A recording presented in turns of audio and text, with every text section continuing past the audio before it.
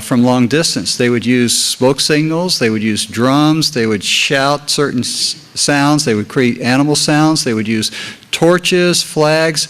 Eventually, with the electronic age, they began to use the telegraph, then the telephone, and then the internet. Now, on the internet, there are several forms of communication: email, then you got the social networks such as MySpace, Facebook, GodSpace, and all kinds of dating spaces, and texting as well.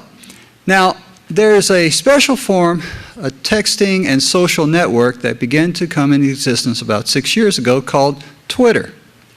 Twitter is where you just send a 140-character message, it's called a tweet, to people who follow you. Now, as I was setting up my Twitter account, I came to a page in which it forced me to choose at least 5 people to follow. And then as I began to realize I couldn't skip that page, it occurred to me that everyone on Twitter is following somebody else. And then I began to think about life. Every one of us, through our lives, have been following somebody else. The time we're little children, we literally follow our parents around. But then we get to the point we don't want our parents anymore, so we follow our peers. We want to dress like them, talk like them, act like them, be like them. We don't want to be different. We got to be part of the tier. Or we want to stand totally opposite them. But we're following one way or the other. But then we also follow what our coaches say, our teachers, our instructors, our youth leaders, our children's directors, our hopefully pastors. But we also follow what happens with the American Idols, all the entertainment industry, and we follow what is given to us by athletes, and we want to be like Mike, and be like these great athletes. Some of us follow politicians. There's still a few out there that are statesmen. I prefer following statesmen, not politicians. But we're all following somebody. And so as I got to that screen, I had to choose 5. On that screen, there were like 50 to 100 that were optional. And the first one I saw on the first page was Rick Catoni, our praise team leader. So I clicked on him. And then about 4 or 5 down, I saw our bishop on there, Bishop Bill McAlilly. So I clicked him. And then it occurred to me, I can't follow everybody.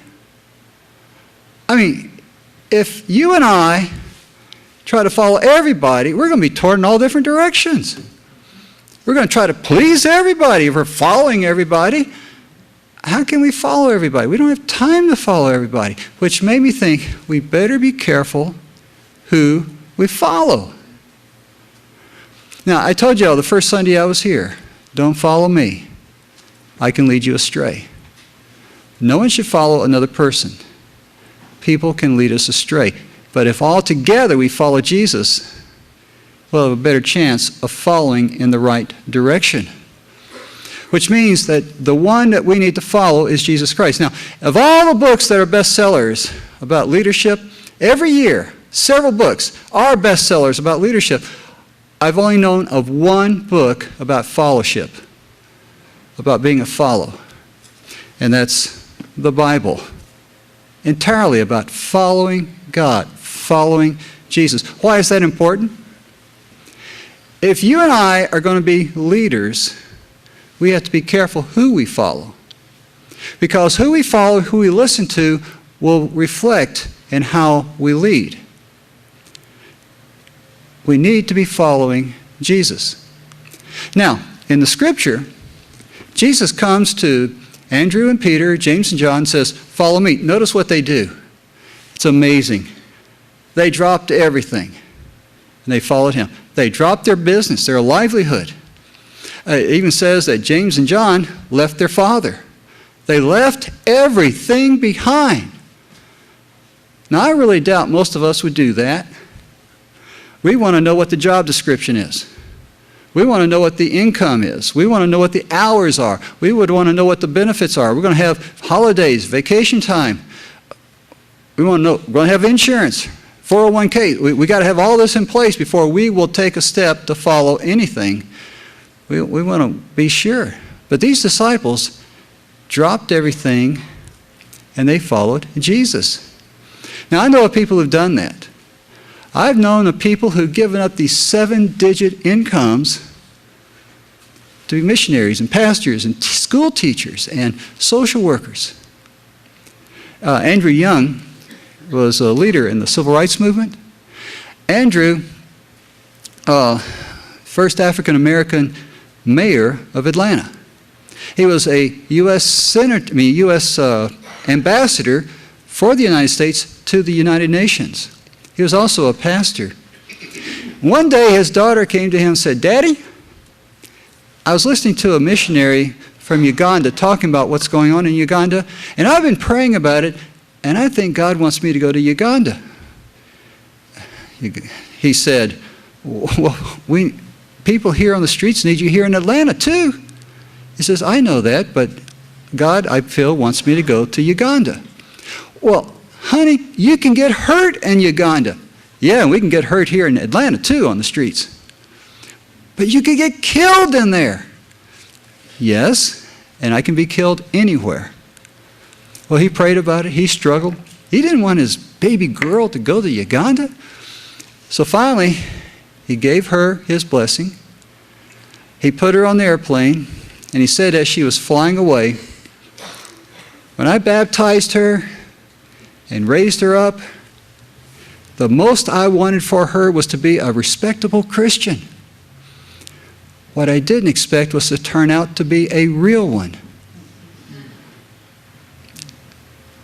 It is so easy to say, "Yes, Jesus, I will follow you," and just sit in pews. "Yes, Jesus, I want to study about you. I want to learn about you. I want to grow with you, but don't expect me to follow you." Jesus says, no, come on, you don't understand. I'll be a blessing to you if you will follow me. Now, most people will not have to drop everything and follow him. That's an occupational change. Most of us need to change our occupations into vocations, the calling of Christ. I mean, you already know what to do in your vocation, in your occupation. By letting it be anointed, consecrated, Lord to thee, your job becomes a ministry of Jesus Christ. One of my chiropractors in Nashville was telling me, you ever notice how chiropractors have a way of cracking you up, make you laugh? Crack me up all the time. Anyway, as he was adjusting me, he said, and you've heard me say this before, but these came out of his mouth. He said, "When I first became a chiropractor, I saw my patients as a means of income so I can get what I want. After I became a follower of Jesus, Jesus is leading me to the patients to serve them the way he would serve them. And so as I serve patients now, I try to treat them the way Jesus would treat them. And the amazing thing is, I'm getting even more income. And what's even more amazing is I don't want to use it for myself. I want to use it for mission and ministry through my church. He lives in Bellevue. Do you catch that? If you are a student, your vocation right now is to love God such that you learn as much as you can so you can better serve God when you get into the working world. If you are a teacher or an administrator in school, your job is to be Christ to those students so that they can grow into the image of Christ through what they learn. If your job is with a company where you're an employee or employer, your job is to serve the customer or each other that you work with, to be Christ to them. Jesus says, follow me. He is saying, in everything you say and do. Now, I know a lot of people say, but I'm not qualified. That's right. None of us are. None of us are really qualified to be followers of Jesus. These disciples were not qualified. In today's standards, they couldn't even enter seminary. They would not be qualified to ever become a pastor. You see, the same thing was with David. He wasn't qualified. He was just chosen by God. Look at Moses. He wasn't qualified. Paul says in 1 Corinthians 12 that God will give us the gifts as we need them. the issue is not are we qualified. Jesus calls us, and as we've said so many times, qualifies the called. Makes us called. But not just that, Jesus wants to be with us in the calling. In Matthew chapter 11, verse 29, he says, "Take my yoke upon you and learn from me." That means Jesus wants to be yoked with us. He doesn't just say, "Now follow me, do what I tell you." He says, "I'm going to do it with you. I'm joined with you." And he says, "Learn from me. I'll teach you." But not only that, he wants to be our companion. You know where the word companion comes from? I learned this about 3 months ago. Boy, it's amazing.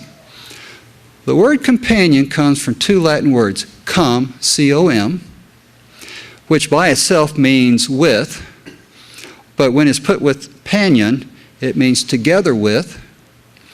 The word panion comes from the Latin word panis, which means bread. You've heard of Panero bread?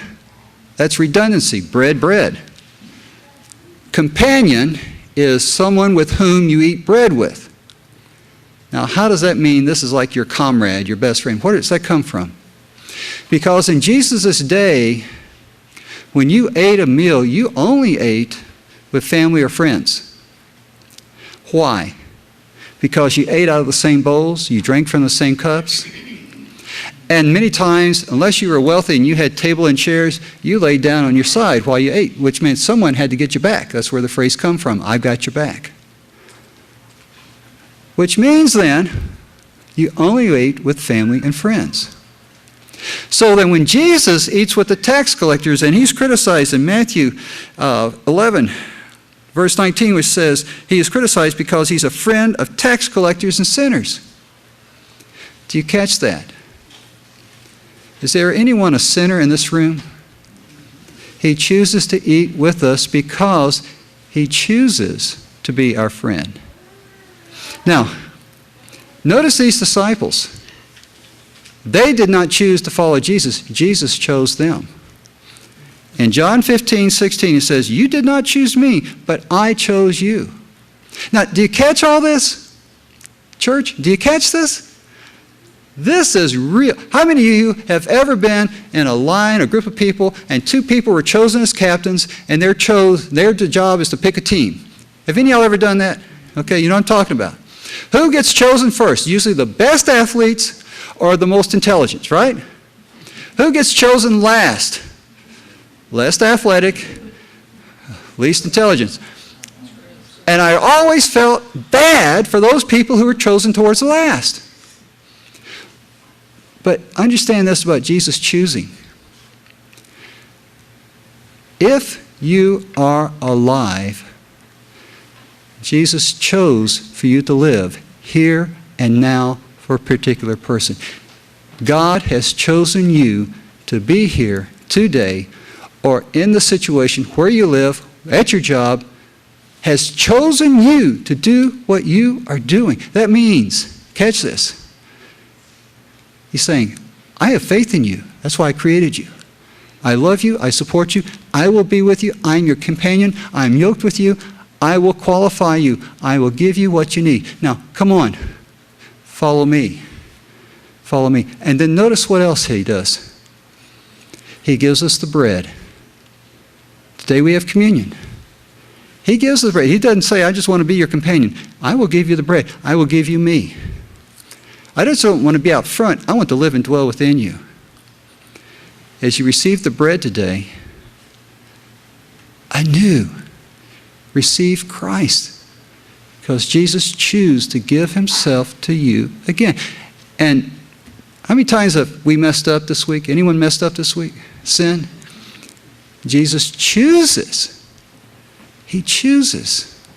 Because he wants us to follow to cleanse us. He chooses to cleanse us so that we can be more clear about following him.